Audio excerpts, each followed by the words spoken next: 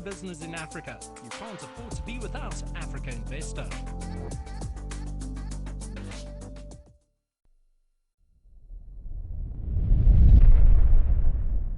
I also salute Halla's excellent work. I was very fortunate to participate in a recent meeting, the European or Europe Energy Earthshot, Triple E, and I think it's a very innovative process, and I know that there are great plans and great energy that's come out of that.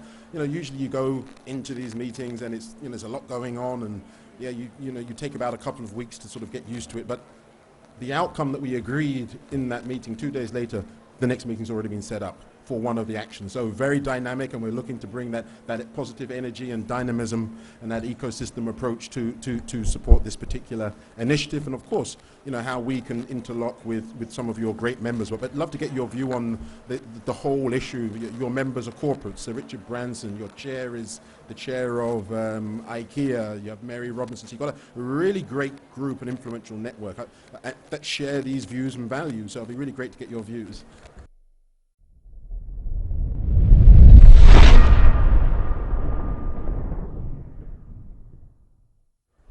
First of all, thank you, Hubert, for your brave leadership on this, and all of you for being here in a conversation that I think is ultimately about leadership.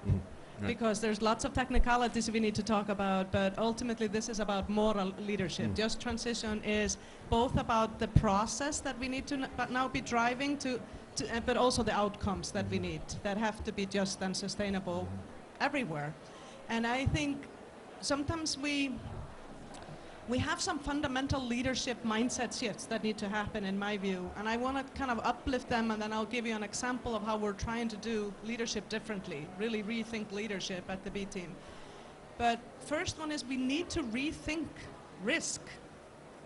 The risk of inaction is now much higher than the risk of action, but we're still framing it in old models and mindsets. And I think that is largely a problem because we have a crisis of trust. So we need to rebuild trust. I think trust is our biggest crisis right now. We're not able to, and it's all kinds. It's between business and government, between civil society to everyone. None of us can trust our media. We can't trust our elected leaders. We can't trust our business overall to do right. Trust is low in all institutions. And trust between the global north and the global south is understandably low. We have not shown up in the way that we should for Africa, for the global south, neither on climate and its impacts or nature loss or on COVID. I could go on. So we need to rethink risk and understand that inaction is now more expensive than action. And we really need to get busy with this and not just use the old models, but the new models, forward-looking models. Number two, we need to rebuild trust. And the only way we can do that is to be radically inclusive and collaborative. And that is what Just Transition is to me. It's the process of making sure that all stakeholders are in the room and have an equal voice and access to the decisions that are being made at the G20, at the African Union, within my home country of Iceland, or anywhere where we are working today. Because in a crisis of trust, we can't advance even the best technologies or even all the capital that is willing if we are constantly going to price the distrust into this risk equation. No, we're not going to move capital, we're not going to move people, we're not going to scale technology. So I think we need to talk about these human mindset leadership shifts that need to happen.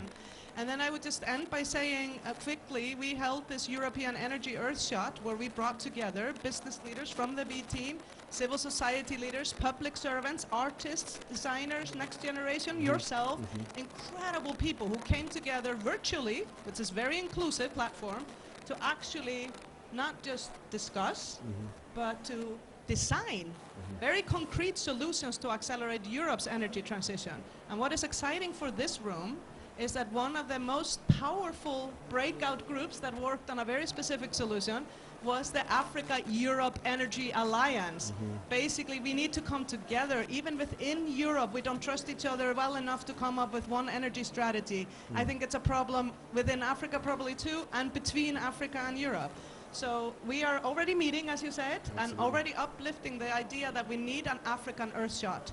And it needs to be led by people on the ground, and it needs to be multi-stakeholder, because we cannot build trust We cannot de-risk unless we come together in radically inclusive and collaborative ways. So that, to me, is a just transition, that all the right people are at the table, that we have a process that is inclusive, and that we have that we work on outcomes that embrace both the clean, sustainable energy solutions we need, but also the just and equitable outcomes we need. Yep. It's about process and outcomes, and I often think we forget about the process, and I think we're creating risk, and we're never going to be able to uplift anything on a burning or flooded planet where no one trusts anymore, where we have social upheaval. So we just need to understand this is not just a moral case. I said that in the beginning.